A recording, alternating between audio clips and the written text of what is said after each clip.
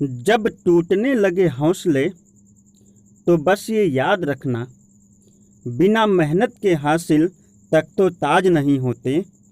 जब टूटने लगे हौसले तो बस ये याद रखना, बिना मेहनत के हासिल तक तो ताज नहीं होते। अंधेरों में ढूंढ लेते हैं खुद ही अपनी मंजिल, अंधेरों में ढूंढ लेते हैं खुद ही अपनी मंजिल। जुगनू कभी रोशनी के मोहताज नहीं होते, मोहताज नहीं होते। नमस्कार दोस्तों, मैं आपका दोस्त सागर कुमार राव स्वागत करता हूं आप सभी का आपके अपने YouTube channel study CBL classes में। दोस्तों, उम्मीद करता हूं आप सभी पूरी तरह से स्वस्थ होंगे, मस्त होंगे और अपने बोर्ड की पढ़ाई, अपनी परीक्षा में, अपनी तैयारी में पूरी तरह से व्यस्त होंगे। तो आपकी तैयारी, आपकी पढ़ाई को थोड़ा सा सुलभ, थोड़ा सा आसान, थोड़ा सा जो है आपकी सहायता करने के लिए, आपकी हेल्प करने के लिए मैं आपका दोस्त सागर कुमार राव आपके साथ जुड़ चुका हूं। कल मैंने जो है द इंचेंटेड पूल, जादुई तालाब के फर्स्ट पार्ट को अपलोड कर दिया था। जो मेरे दोस्त इस चैनल पर नए हैं, जिन्होंने फर्स्ट पार्ट को नहीं देखा है, वो मेरे इसी चैनल स्टडी CBL क्लासेस पर जाकर द इंचेंटेड पूल के फर्स्ट पार्ट को देख सकते हैं। आज ये मेरा जो है द इंचेंटेड पूल का दूसरा सेशन होगा। पैराग्राफ 4 मैंने कल पढ़ा दिया था, लेकिन पढ़ाने से पहले, आपको कुछ बताने से पहले मेरी एक छोटी सी रिक्वेस्ट है कि जो दोस्त मेरे चैनल को सब्सक्राइब कर लिए हैं उनको तो बहुत बहुत धन्यवाद, लेकिन जिन्होंने सब्सक्राइब नहीं किया है वो मेरे चैनल स्टडी CBL क्लासेस पर जाकर पहले लाल रंग के सब्सक्राइब ऑप्शन को ऑन करें और साथ ही साथ बेल आइकन को भी ऑन कर लें, ताकि कोई भी नई वीडियो मैं जब अपलोड करूं तो तुरंत नोटिफिकेशन आप तक पहुंच जाए, जो आपके लिए बहुत ही ज़्यादा कारगर और सहायक होगी। और इसी के साथ हम अब आगे बढ़ते हैं। दोस्तों, ध्यान दीजिएगा, इससे पहले जो है हमने आपको पढ़ाया था कि द यक्ष asked what is swifter than the wind. यक्ष ने पूछा था कि हवा से भी तेज क्या चलता है, तो युधिष्ठिर का जवाब था माइंड, यानी मन। मन जो है हवा से भी तेज चलता है। मैंने कहा था कि आप दिल्ली, मुंबई, आगरा कभी कहीं गए हों तो आपको जाने में बहुत समय लगा होगा, लेकिन आप वहाँ की बातों को जब सोचते हैं, वहाँ की जगहों को सोचते हैं, तो आपको एक सेकंड का भी समय नहीं लगता और आप वहाँ की चीज़ों को आप क्या कर लेते हैं, सोच लेते हैं। ठीक है दोस्तों, अब जो है हम क्या करते हैं, आगे बढ़ते हैं। तो अब इसका जो है हम पैराग्राफ नंबर 5 पढ़ेंगे। तो ध्यान दीजिएगा, पैराग्राफ नंबर 5 पर हम आ चुके हैं। कहा कि यक्ष का अगला प्रश्न युधिष्ठिर से था कि what is more faded and dried straw. What is more faded, क्या कमजोर होता है, देन द ड्राइड स्ट्रा, एक सूखे हुए हृदय। कहा कि सूखे हुए जो है तिनके से भी कमजोर क्या होता है। व्हाट इज मोर फैडेड, क्या अधिक मुरझाया हुआ होता है, क्या अधिक सूखा हुआ होता है, देन अ ड्राइड स्ट्रा, मतलब होता है एक सूखे से भी ज़्यादा अधिक क्या मुरझाया या सूखा हुआ होता है। तो युधिष्ठिर बोलते हैं आ सॉरो स्ट्रेकन हार्ट, एक दुख से भरा हुआ हृदय, एक दुख से व्यथित हृदय जो होता है वह जो है एक सूखे हुए तिनके से भी क्या होता है, अत्यधिक कमजोर होता है, अत्यधिक मुरझाया हुआ होता है। एक दुख से भरा हुआ हृदय जो है एक सूखे हुए तिनके से भी अधिक मुरझाया हुआ होता है। अब देखिए अगला कह रहे हैं कि व्हाट बी फ्रेंड्स ट्रेवलर। कह रहा है कि यक्ष का अगला प्रश्न था what befriends a traveller. What befriends, कौन मित्र होता है, आ ट्रेवलर मतलब होता है एक यात्री का।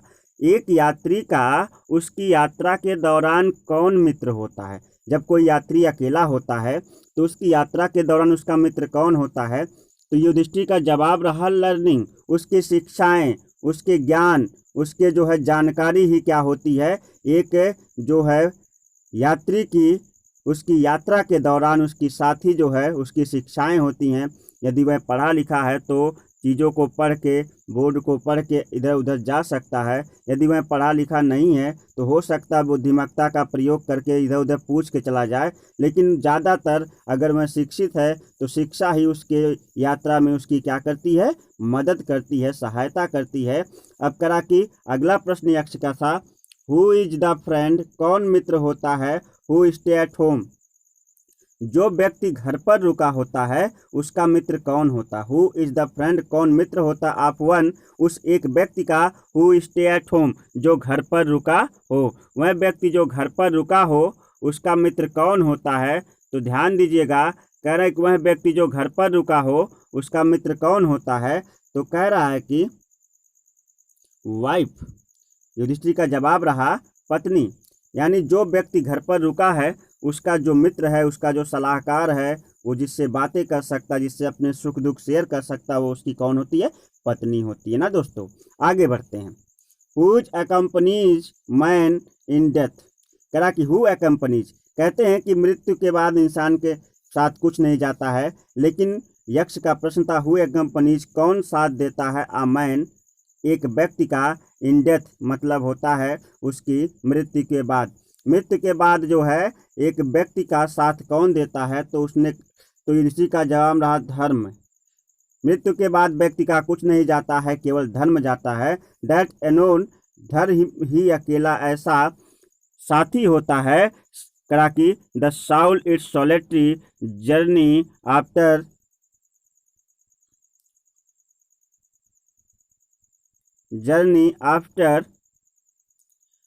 द डेथ, यानी जो है करा कि द धर्म दैट एलोन अकम्पनीज, धर्म अकेला ऐसा साथी होता है, द सोल जो आत्मा है, it's solitary journey after death, आत्मा जो है अकेले जो है धर्म के साथ ही क्या करती है, यात्रा करती है।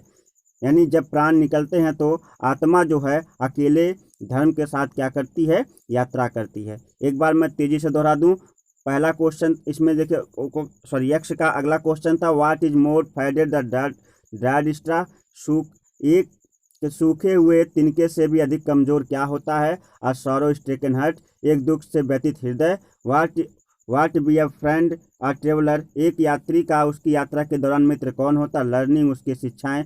Who is the friend one, एक व्यक्ति का मित्र कौन होता, हु स्टे एट होम, जो घर पर रुका होता है, द वाइफ उसकी पत्नी। हु अकम्पनीज, कौन साथ देता है, अ मैन एक व्यक्ति का, इन डेथ उसकी मृत्यु के बाद एक व्यक्ति का साथ कौन देता है, उसका जवाब रहा धर्म दैट एलोन अकम्पनीज सोल, धर्म अकेला जो है आत्मा का साथ देता है, सोलेटरी जर्नी आफ्टर डेथ, यानी यात्रा के बाद, मृत्यु के बाद जो है, जब जो है आत्मा सफ़र करती है तो उसके साथ धर्म अकेला क्या करता है, सफ़र करता है। आगे देखिएगा, 6वां पैरा चलते हैं। Which is the biggest vessel, दोस्तों वेसल में कुछ लोग जो है पानी वाला जहाज लिखते हैं, तो कुछ लोग जो है क्या लिखते हैं, बर्तन लिखते हैं। आपको जो दोनों ही सही होगा, हम चाहे जहाज कहें पानी का और चाहे जो है हम क्या कहें, बर्तन। तो कह कि which is the biggest vessel, सबसे बड़ा बर्तन क्या है या सबसे बड़ी जहाज क्या है। तो युधिष्ठिर का जवाब रहता है द अर्थ, यह जो पृथ्वी है, it which contains with in itself, जो अपने अंदर सब कुछ समाये हुए है, जो अपने अंदर सभी को क्या हुई है, समाये हुई। इस पे पेड़ पौधे हैं, जीव जंतु हैं, मनुष्य है, सारी चीज़ें इसी पृथ्वी पर हैं। तो कह रहा है कि which is the biggest vessel, सबसे बड़ी जहाज या सबसे बड़ा बर्तन कौन सा है। तो द अर्थ, जो पृथ्वी है, हमारी पृथ्वी, हमारी भूमि है, कह रहा कि विच कॉन्टेंस विद इन इटसेल्फ, यह अपने अंदर भरी हुई है, सभी चीज़ों को अपने अंदर समाहित की हुई है। It is the greatest vessel, इसलिए यह सबसे क्या है, ग्रेटेस्ट मतलब होता महानतम, वेसल मतलब होता जहाज है या बर्तन है, यह सबसे महानतम जहाज या बर्तन है। कहा कि which is the biggest vessel, सबसे बड़ी जहाज या सबसे बड़ा बर्तन क्या है। तो कह द अर्थ, या जो पृथ्वी है, विच कॉन्टेंस, जिसमें जो अपने अंदर भरी हुई है, समाई हुई है, ऑल विद इन इटसेल्फ, अपने अंदर सब कुछ समाई हुई है। It is the greatest vessel, यह सबसे बड़ी बर्तन या सबसे बड़ा जो है जहाज है।